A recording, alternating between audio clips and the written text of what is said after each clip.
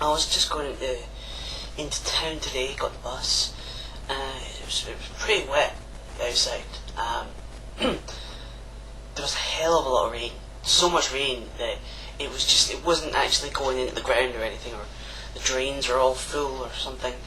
And the roads were just had a layer of water all over them. So there's a lot of people just walking on the pavement or sidewalk beside it. And I feel so sorry for these people, because I'm on a big, huge, double-decker bus, and it's going down the road at a fairly fast speed. And because of all the water that's covering the road, everywhere this bus went, there was this wave of water just crashing onto the pavement. And it wasn't just like you're going through a puddle, like a puddle, there, that one little bit. It was constant. I was looking out the window and what the hell's going on? It's constant wave going on and on. And then I looked up the road and there's people walking on the pavement. And some of them were turning around and seeing us. Going, oh my god! I started running for my life. Running down the pavement, trying to get away from this wave. People running down the street, trying to get away from this wave. But it was pointless to run. There was nowhere they could go. Every single one of them must have passed of at least 12 people, and they got purely drenched. And it was like, number 1, number 2, number 3, number 4 and 5, number 6.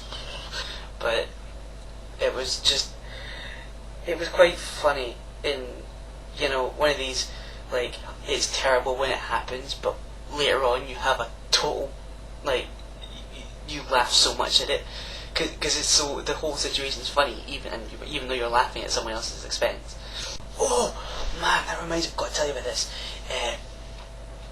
Several years ago, I used to be in the Scouts, Boy Scouts, camping, all that stuff, and we were in Switzerland for this camp, and Switzerland was a brilliant camp. I loved the country, in the middle of a big valley that's as tall as the tallest mountain in the UK. It was pretty cool. So we were in Switzerland, and one of the opportunities we got to do was white water rafting. But it wasn't as treacherous as like the Colorado River or some of the more popular whitewater rafting spots in the world. And considering that we're all just like 14 and 15 with no whitewater rafting experience, it's not exactly the best thing to go into one of the biggest ones in the world. But anyway, we're in Switzerland doing whitewater rafting, and I have to say, it was brilliant, yet it's scary at the same time.